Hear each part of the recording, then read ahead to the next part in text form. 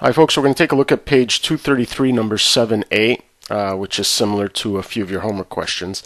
And it's a good example of writing an angle as some combination of special angles so that we can determine the exact value of a trig ratio of that angle. In this case here, sine. Okay, so let's start by trying to rewrite 19 pi over 12 as a sum of special angles. So you might, really want to familiar yourselves with those special angles in radians. Okay, so we've got pi over 6, pi over 4, pi over 3, and then all those related angles to those. Okay, but since I'm working with some angle over 12, let's think of these as all angles over 12. So here we have 2 pi over 12, 3 pi over 12, and here we've got 4 pi over 12. Okay, so if I think of using 2 pi over 12, well, 19 pi over 12 minus 2 pi over 12, that gives me 17 pi over 12. That doesn't look too promising. But if I take 3 pi over 12, okay, and I subtract that from 19, I get 16 pi over 12.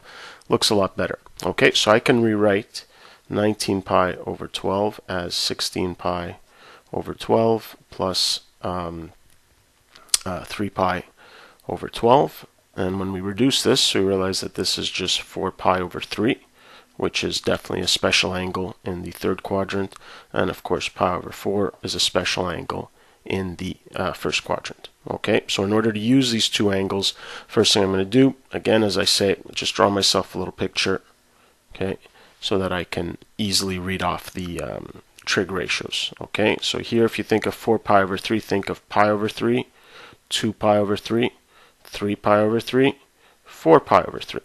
Okay, so here we have the triangle 1, 2, root 3, but both the x and the y are going to be negative. And of course pi over 4 is a nice easy one in the first quadrant, 1, 1, root 2, everything positive.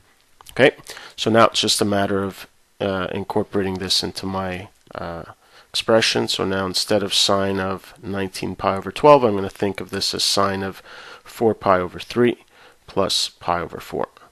Okay, and of course now I can use our newly found addition formula for sine. So this is sine of the first, so sine of 4 pi over 3 times cos of the second, so pi over 4. Okay, and with the sine, if it's a sum here, it's going to be a sum in the result. Okay, and this is now going to be the sine of the second times the cos of the first.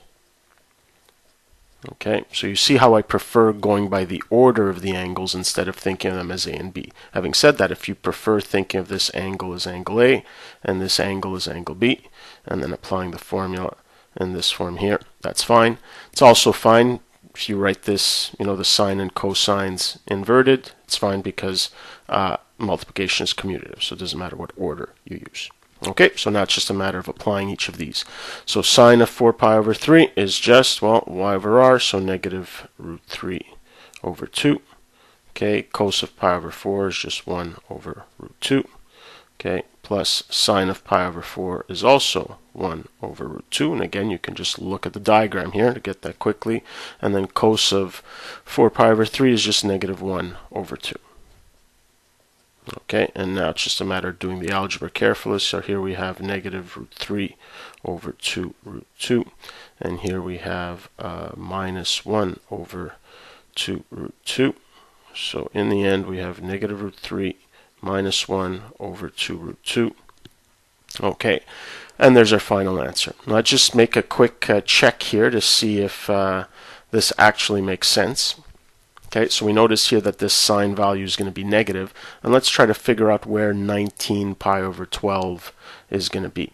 Okay, well, you think 3 pi over 2, okay, which is this angle here, would be 18 pi over 12. Okay, so that means this angle must be in the fourth quadrant, and of course sine is negative in the fourth quadrant, and so it makes sense. Okay, the only other thing I'll do here is, of course, you can rationalize this expression. I don't necessarily expect you to, but let's just do it in case you are interested in seeing how it's done.